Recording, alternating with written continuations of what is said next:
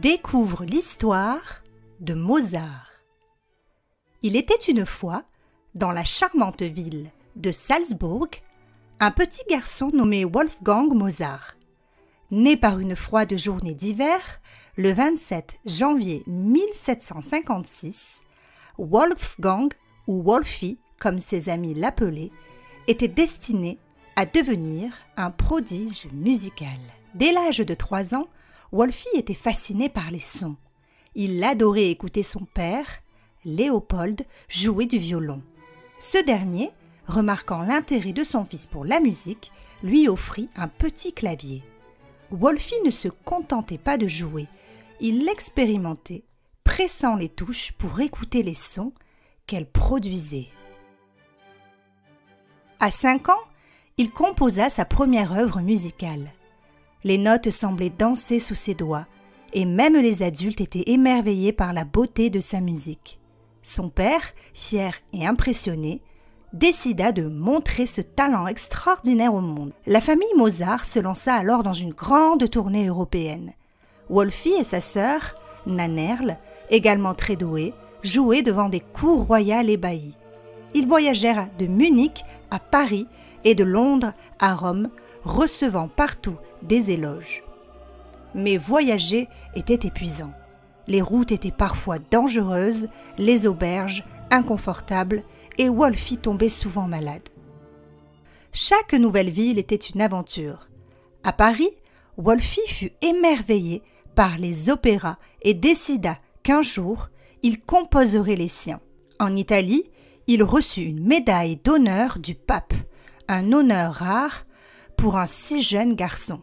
Ses expériences nourrissaient son génie et sa musique devenait de plus en plus riche. En grandissant, Wolfie commença à sentir le poids de sa réputation. Il voulait prouver qu'il était plus qu'un enfant prodige. À Vienne, il travailla dur pour écrire des symphonies, des sonates. Chaque pièce révélait son amour pour la musique et son incroyable capacité à raconter des histoires à travers les notes. Il rencontra Constance, une jeune femme qui partageait son amour pour la musique. Ils se marièrent et eurent des enfants. Mozart aimait jouer du piano pour ses enfants et leur inventer des histoires musicales. À court d'argent, il devait trouver des mécènes pour le soutenir. Parfois, il se sentait mal compris par ceux qui n'appréciaient pas ses innovations musicales. Malgré cela, il ne perdit jamais son enthousiasme pour la composition.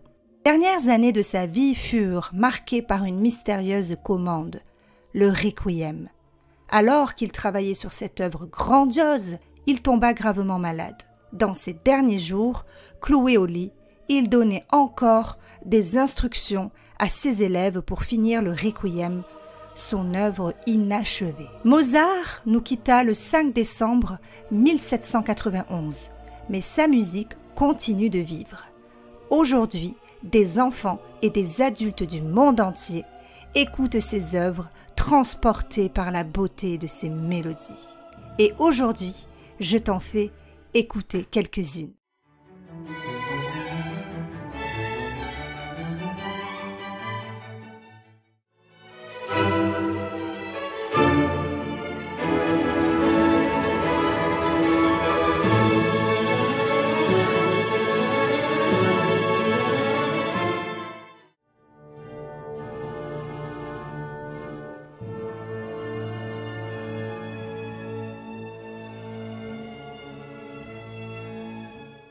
Ainsi se termine l'histoire de Mozart, ce petit garçon qui est devenu une légende de la musique, laissant un héritage qui brille encore des siècles après sa disparition. Si tu veux retrouver d'autres histoires sur les héros du passé, je t'invite à rejoindre notre playlist « Les super-héros du passé ». À bientôt!